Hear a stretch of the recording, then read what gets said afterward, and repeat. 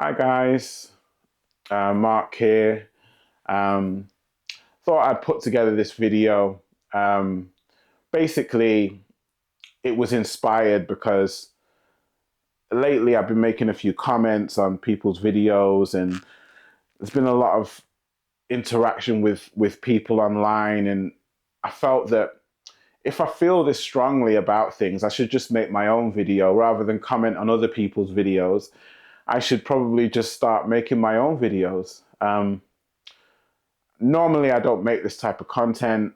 It's a bit different, but maybe this is a way forward because I feel quite passionate about it, to be honest, and it's something that I feel quite strongly about. Recently, we've had the AFCON final, and the AFCON as a whole as a tournament, and I must say I didn't watch all of it myself. I didn't, I only watched specific, parts of it. But what's interesting is after the final and the debacle that happened, and if you don't know, in the AFCON final, basically the Senegalese players walked off the pitch and went back into their dressing room, only to be, told to come back out again because they were disappointed with the refereeing on the night and some of the cheating that was going on during the tournament. Which leads us into lots of pockets of conversations. Obviously, Morocco were the hosts of the AFCON this year, and it's a big tournament in Africa, and it's been getting bigger and bigger every year. There's more attention. People are really focusing. These games are being televised on TV. There's much more coverage, much more conversation because a lot of big players play in AFCON, and yeah, it's becoming quite a thing. So a lot of people have been appalled by what happened. Obviously, there's been a lot of like, oh, this is unacceptable. It's ridiculous to be happening, and understandably so. Teams shouldn't just give up and go in the changing rooms. It shouldn't happen. However, we've all seen Escape to Victory. Tell me that wasn't like a remake of Escape to Victory. That's a film when I was young, an English film about Germans cheating, and then at halftime the team didn't want to come out, but then eventually they came out to win the match. But the Germans were cheating in that film. Tell me that isn't a remake of Escape to Victory. We all enjoyed that film. But yeah, there's been some interesting comments after it. I've watched the BBC, I've watched some of the mainstream conversations, and a lot of it is obviously condemning both teams for cheating, which is correct, and I understand that. However, overwhelmingly, the common sense, the normal man on the street would say, look, Morocco have been cheating all the way through the tournament. Clearly, the Senegalese were just frustrated because it had got to a point where they couldn't take anymore.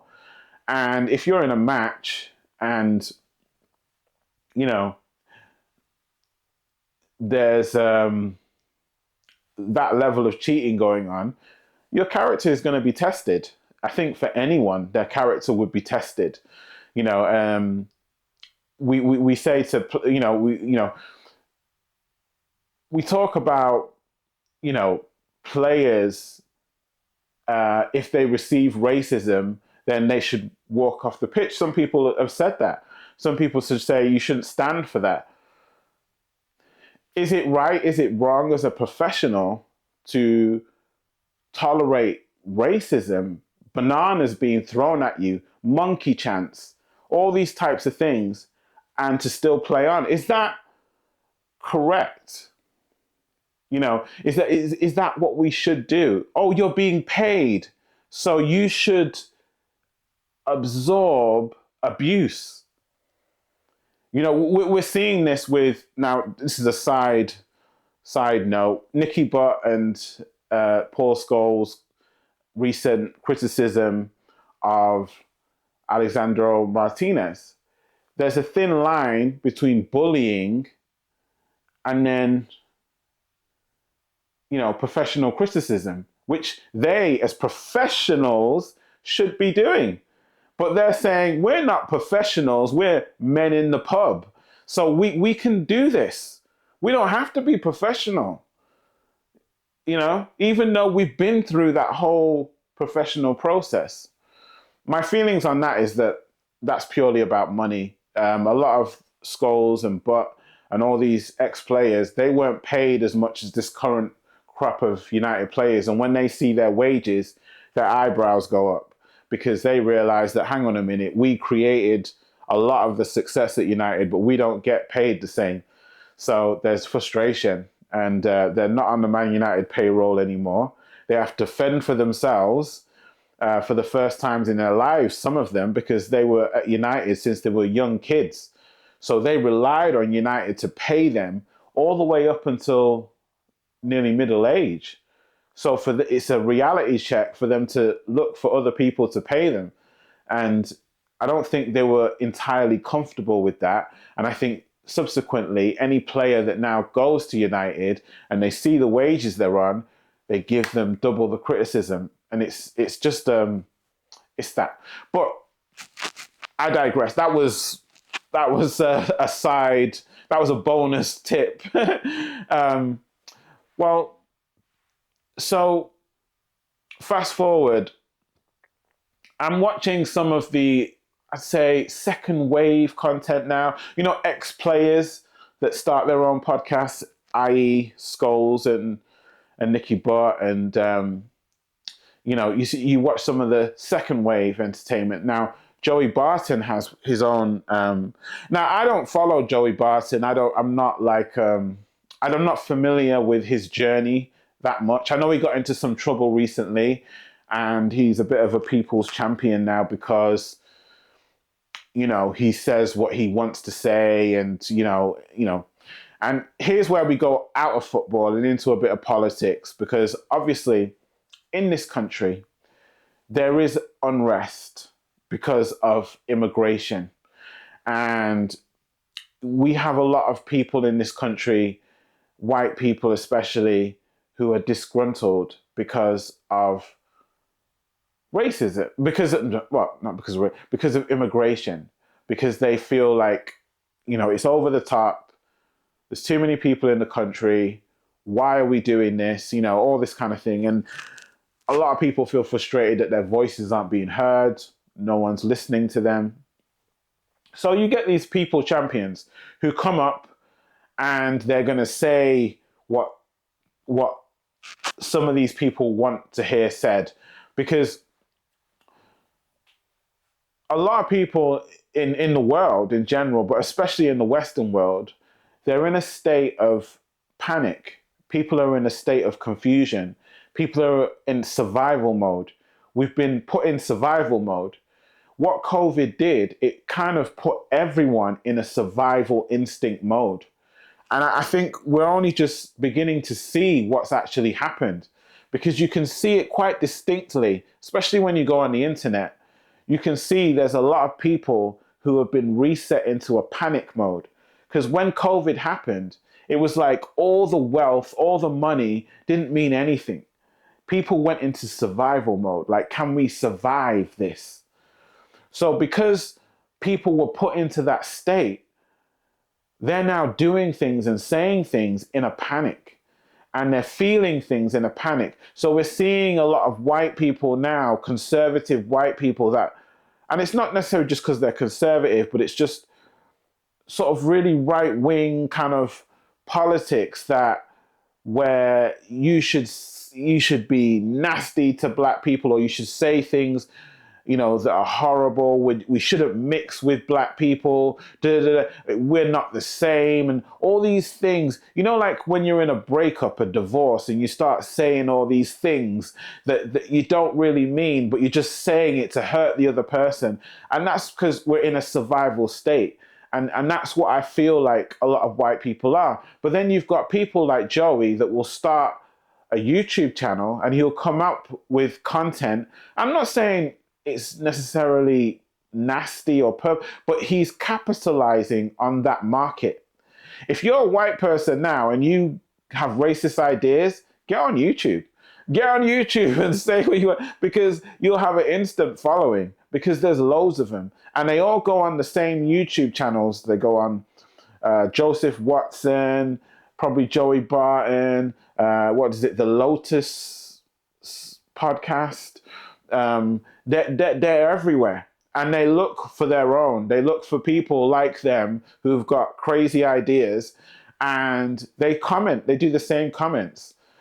Oh, Africans for Africa, black people go home, ooga booga, monkey. Seriously, I mean, going back to those days when I was a kid, when you had those kids, when you were, because I grew up in a very white area. I didn't grow up in Africa. I grew up in Manchester. All my friends, most of them were white.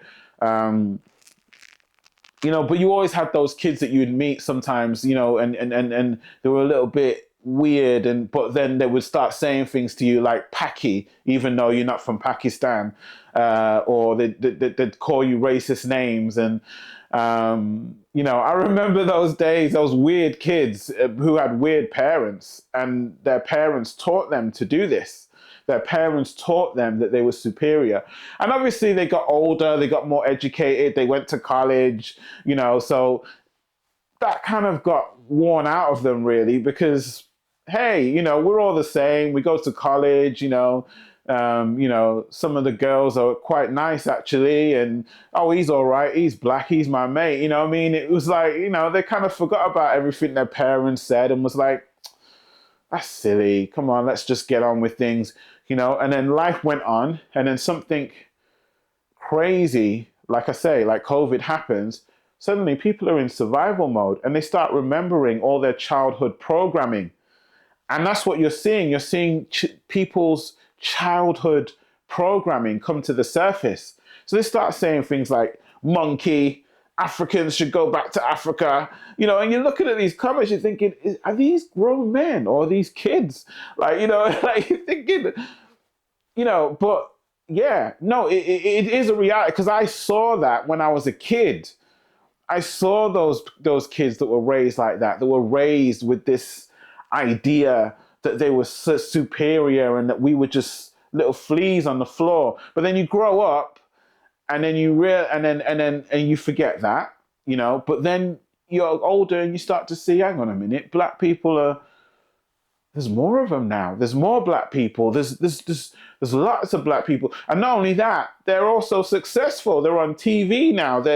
Sometimes there's TV adverts where it's just black people, and it's like, what's going on? So there is a lot of that now, where the success now is so big, and you're seeing, black people in universities, you're seeing Africans doing all sorts.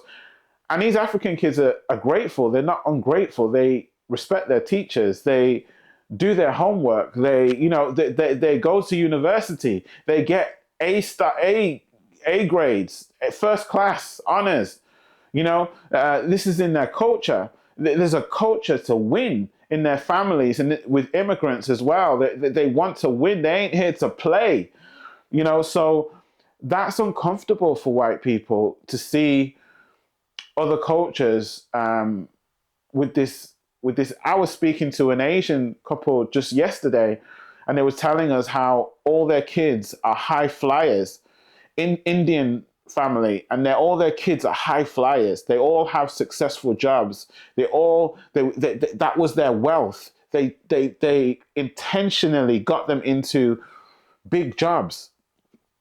And that's uncomfortable, because white people aren't doing that. They're not intentionally sitting there thinking we need to be successful on that level. They just want to get a job and want to, but they're being left behind with some of this, and it's frustrating for them. And it's not all white people, not at all. You see, I love this topic because I can come at it from a sense of, this isn't anti-white. If you're looking for like some pro-black guy, I'm not pro-black. I grew up with white people and my brothers. Like, I have many friends, my neighbors, everyone around me is, a lot of people are white, and there are white people in my family, so I've got no dog in this race, but I can only call out what I'm seeing and see what it is. And like I say, going back to the Joey Barton podcast, he was saying things, and he was commentating on AFCON, and he was saying, he wanted the Senegal people to win just because, it was unjust. And yeah, I was like, fair play, that's nice to hear, because the first tier media won't say that because they're not allowed to say that, it's just a very blanket condemnation of it's just a very blanket condemnation of the AFCON. It's not, there's no like, hang on a minute, it was really unfair. There's no detailed analysis. It's just AFCON is a disgrace. That's all people can say on the first tier media. You can't really say much else. Second tier media, there's a bit more freedom, but they tend to repeat what the first tier media say as a safety blanket. Like, yeah, AFCON is a disgrace, but they'll add a little bit of their own commentary. And that's what Joey Barton did. He went into, then he started picking apart Africa as a country. And then I was like, okay. But this is where I'm unaware of his political, the political agendas, should I say. But I've got a good idea just because of what he's trying to say. He said, "Oh, we don't owe Africa anything. We taught those guys how to read and write. They should be grateful." Basically mocking them as animals. And I'm just like, okay, this is Joey Barton. Like you're comparing yourself. Let's compare your career to Sadio Mane's career. You look at that whole final. Look at what a hero he was in that final. He's a leader of men. He's someone who you could get behind. You, however, I don't know who's going to get. I think, like I say, people like this, they capitalize on survival mode white people who are disgruntled with their life and are just in a state of panic. So they just want somebody to say something crazy because they want to say. So he's a mouthpiece for these people because they want to say these things, but they need someone up there to be able to say these things. And whenever they hear someone up there who's slightly up there to say something, they latch onto him like a hero. So he feels like he's a bit of a hero for those people. And if you go into the comment section on his video, I think it's called Common Sense something. I will put a link, but I wish Joey all the success in the world. This isn't a hate video. Like, he's done things as a footballer that I wish I could have done. I mean, I was a keen footballer myself, and I've got plenty of respect for Joey Barton as a professional footballer, absolutely. But as a politician, I'm not sure. So he decides to go on this rabbit hole about, Africa. And I was apoplectic. I was going, oh, this is horrible. I was watching with our cast. I was like, this is disgusting. This is why this competition can never be taken serious, because it's the same with Africa as a society. Let's be honest, I feel like I'm going to go in on the Africanos here, but you're getting it. You can drop gazillions of pounds in there. It's just a bent, corrupt country where every fucker on the continent is out for themselves. Yeah. And the more and more I'm reading about the slave trade and the Barbary slave trade, I'm like, we owe these fucking jack shit. We owe them absolutely fucking nothing. They should be delighted that we taught them to read and write and we civilised them. And they should shut the fuck up about everything else.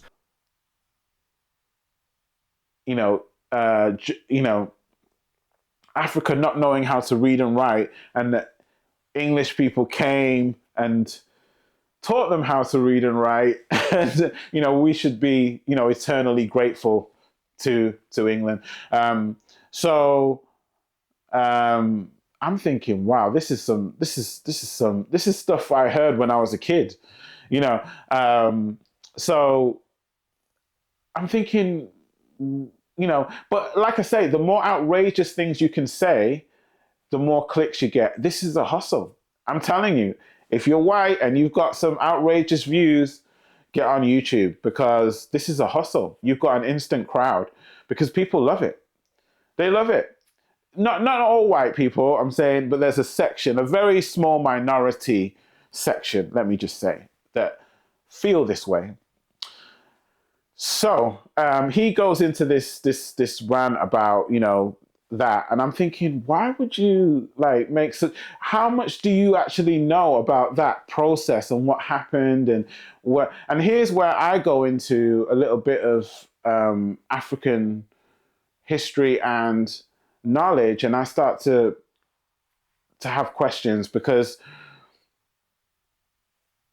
Black people had the first university in the world. It was in Timbuktu, and that was the first university, and they learned things that we have no idea about now.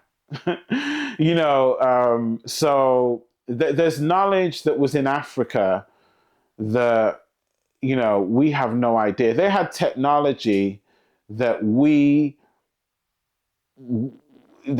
only just getting a smidge of, basically. At the very top of the temple, you have one of the most famous hieroglyphs, which has a spaceship, a helicopter, and a submarine up there. As clear as you can possibly imagine. Show that. What the f*** is that? Explain that, please. Because that looks like a spaceship, that looks like a submarine, and that 100% looks like a helicopter. I mean, what are we talking about? If it's not a helicopter, what a goddamn coincidence. Yeah. They all want to pretend that that's a myth, that all the other hieroglyphs are legitimately documenting the history of the region. But when it gets past the narrative, that place has probably been there for a long time. And I'm pretty sure there's that technology still is somewhere, but just hidden, to be honest with you.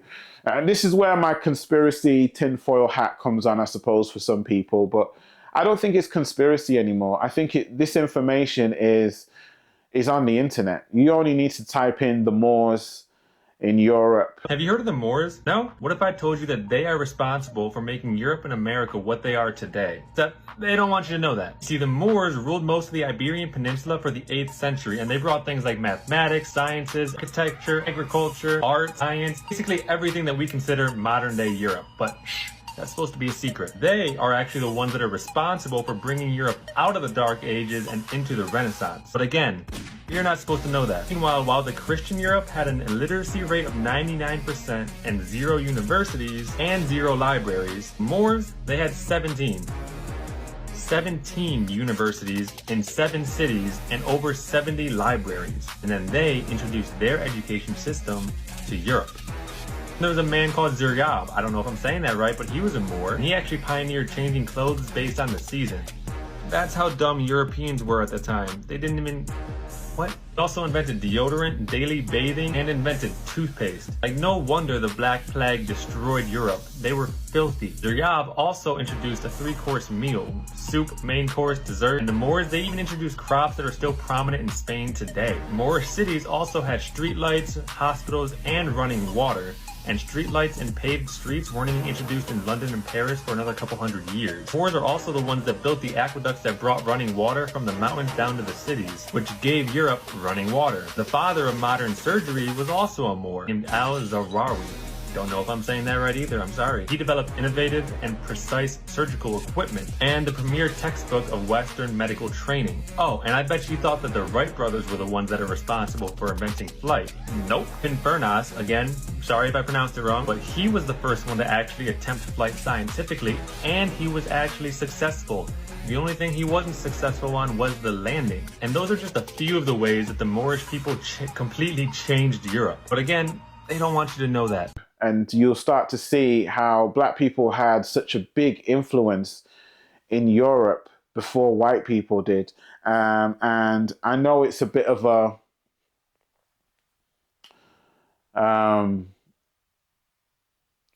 cliche that Europe belongs to white people, but you know, the knowledge that's coming out now, even Putin came out recently and showed paintings of Black people, as Jesus as Black What if we told you that ancient black Jesus icons depicting Jesus, the Virgin Mary, and King Solomon with dark skin have been hidden for centuries?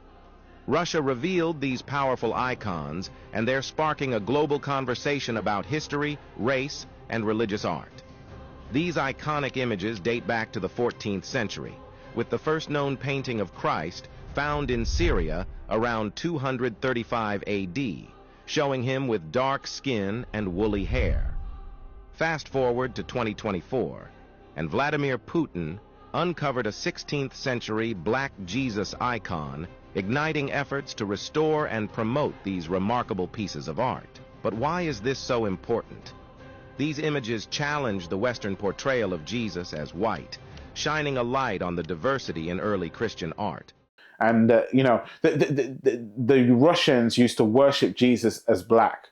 A lot of this information is coming out now. And I'm excited as well. It's an exciting time because we started to realize that history is not what we thought it was. Africa is way bigger than we thought it was because the maps are actually distorted. These maps are not correct. Africa is massive. Africa has finally spoken up, saying enough is enough. For centuries, the world has been looking at a distorted map, what many now call the longest misinformation campaign in history. This week, the African Union came forward to fully support the correct map campaign. The goal? To replace the old misleading world map with one that shows the true size of every country. Because let's be honest, the map we've all been taught in schools, the Mercator projection, is far from the truth. It shrinks Africa down and blows up other regions just for navigation convenience. That's why Africa often looks no bigger than the US or China. But the reality, Africa is massive. So huge that you could fit the USU, China, India, Japan, and most of Western Europe inside Africa and still have space left over. The AU argues that this 500-year-old design doesn't just misrepresent geography, it misrepresents identity. For them, this fight is about recognition, dignity, and pride. That's why they are pushing for the equal Earth projection, which shows land masses in their real proportions. One campaign leader even called the old map the world's longest disinformation project. Strong words, but maybe true. Now here's the big question. Should Africa and the rest of the world demand this change and finally set the record straight? And on the map, they made it look smaller. It's distorted. There's a lot of lies out there about Africa, and I can see a lot of that ignorance coming back because people want to have a go. Maybe they feel immigrants, they're targeting immigrants with this hatred and whatnot. Came across a YouTube channel called Not Today Satan. I don't mind shouting him out, it's all good. Have you seen the absolute embarrassment that was the African Nation Cup final? I mean, I've seen some bizarre highlights from the whole tournament, but the final itself, it's got it all. I mean, it's just jaw-dropping. Got all the behaviour that we're used to. It's interesting, isn't it? Because we were, sold this lie, brainwashed and conditioned. I know not everyone, but I bought into it to an extent. We're all the same and people will assimilate and things are alright. And then after a while of living with them, we were like, I'm not sure we are all the same. I actually found it quite entertaining. But this guy, I don't know his history of YouTube. I don't know his journey. I can only judge in the moment, like his recent videos. So forgive me if I don't know his full history, but he's talking in a way, and this guy he's English, clearly, but he doesn't live in this country. He lives somewhere in Vietnam or somewhere, or I don't know where he is, but he's not in Europe. But he's talking a lot of this rhetoric, and he was commentating on the AFCON and saying how, again, animals, don't know how to do a tournament, don't know how to do this, and don't know how to do that. Africa, we should send them all back to Africa, basically. And I find it entertaining because these people are so ignorant. They don't have much intelligence, but they have a following, and the following is again, there's a lot of white people in survival mode, and they don't have the things that they want, and people are different. You take people's money, you take people's food, and you make people worry about the next meal, the electricity bill. People are different. It's a different person. And this is everyone, these people are capitalizing on that anger because white people are looking for someone to blame for their struggles. They weren't supposed to struggle. So what's happening? So they look to people like this as someone who can tell them who's to blame. Why the world is in a mess. It's because black people are here. We should send them back to Africa. Crazy stuff. But I remember I quoted on his page a Charlie Kirk quote, which was, you want to talk about low IQ? Blaming a whole group of people for all your problems? That's low IQ. You've got low IQ if you want to blame. The Jews get this as well. And look, I'm not saying there's anything to Jew conspiracies. I'm not getting into that. But for you to think that all Jews are the problem because of your success, you're not going to be successful, unfortunately. And that goes for anyone who blames a whole group of people for your lack of success. You're not going to be successful. You're not going to win in this life, unfortunately.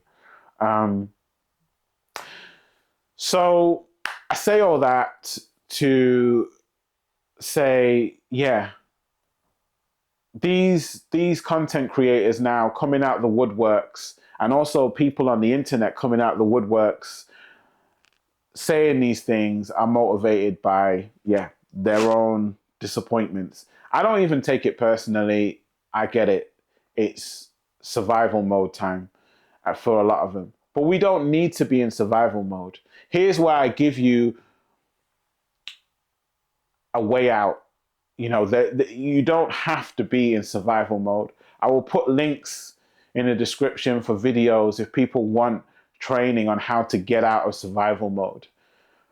Because you don't have to be in that. It's all here. Life is created from the mind. It's all about your mindset. It's not about, there's plenty for everybody, but the world is trying to make you think that things are finite and that you have to fight over everything, but you don't. The world is abundant. There's an abundance of everything, of money. They're printing money every day. There's so much for us in this world, resources. Africa is massive. It's full of resources. Look at how much the world feeds off Africa, the land. How much resources we have because of that land. And that's where these people are out of order, because people are still living off Africa. Most of the world's resources come from Africa. That phone that you've got in your hand or that you're watching this with, the resources come from Africa. How disrespectful to then disrespect the place that's enabling you to make the very video that you're making. And it's ignorance, and that's what it is, unfortunately. But I did comment on Joey's video, and he did respond back to me. Fair play to him. He said he only watched the final. It was a shit show. But again, just ignorance, just anger for no reason. But he watched the final, which was my point in entirely anyway, is that, this is probably one of the biggest finals we've ever seen. And it was probably one of the most entertaining finals we've ever seen. Yes, there was corruption, but that final will never be forgotten. It was one of the most entertaining finals we've ever seen. And you watch the world panic. and say it's disgraceful, it's terrible. I'm not watching that again. Yeah, right. You'll be there watching it next year. You'll be watching it. But it's great to see Africa grow and do things well. But it's also sad to see people panic and have to start, playing it down a bit, which is what we're seeing. And I'm not saying that Africans are not culpable. They should be, told that this is unacceptable, that, you shouldn't walk out. Absolutely. I'm all for that.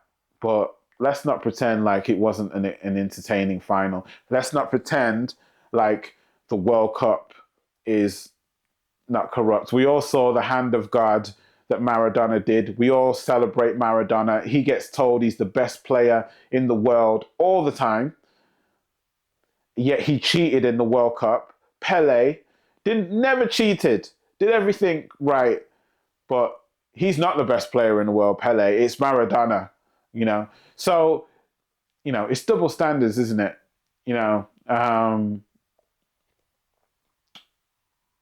Yeah, it's double standards.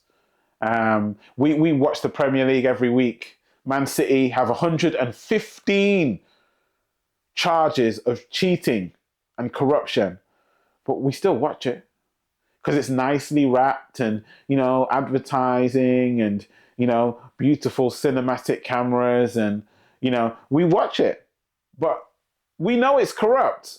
We know this. There's too much money in football. There's too many wolves hanging round for it to not be corrupt. We know that the English game is corrupt, but we watch it anyway. But yet we're going to look down on Africa and say, oh, why is, this is terrible. This is disgraceful. What's disgraceful is 115 charges. That's disgraceful. Everton got knocked, what was it? 6 points last year? I can't remember. Correct me if I'm wrong. For cheating. They were cheating. So they got taken. There's lots of clubs who could be culpable for this. The Premier League go out and use money to buy the best players around the world, including those players in the AFCON, to make their league look better. Who's cheating? Would you watch the Premier League if it didn't have all those African players in? Probably not, because it wouldn't be, if they were in another country, we'd watch that country because they've got the best players. But the Premier League is the product of what it is because it has the best players, because it goes out and buys those players, finds these young kids in Africa, bribes their parents and bribes the child to come to this country to live as an immigrant and then grow up to become a Premier League player. And that's okay. That's fine. And let me just say, the mass immigration thing is a psyop. It's another event in the world to get everyone in survival mode. I'm not pro mass immigration, illegal immigration. No way. Not at all. Not at all. But I find it ironic how the people coming out and speaking about this are attacking black people as if they are the ones who did this. This was their idea. It's not their idea. This is your elites, the higher ups' idea. This is how they make money. And the immigrants are the pawns in the game. And they're also there to add spice and wind people up. So everyone's in survival mode. Everyone starts fighting. Everyone, division, anger, your point, my point. And that's how they do it. That's how they've done this. They're experts. And we are so dumb. We're so primitive that we can't even see above that. We just let them play these games with us. So I'm not pro. I think there should be a stop to people just entering the country illegally. Absolutely. Anyone with common sense would say that. But what I'm against is people targeting the wrong people. You don't have the balls to say something to actual people who are actually doing it. You want to target innocent people who have come here. And not just that, but even people who haven't just come here, people who have been here generation after generation after generation, you're going to make them feel like shit because, someone's winding you up in the elite, you know, in the elite places. For me, I find it hypocritical. That's my thoughts on a whole lot of things. If you want to hear more like this, if you want me to speak more on these topics, please let me know. I've enjoyed it. Normally I talk about different stuff, but this is really interesting. I hope the conversation continues. If you have any more information that you want to put in and add to what I've said, maybe you know something that I don't. I don't know everything. I'm more than happy to engage. But I hope you have a good day, and God bless you. Peace.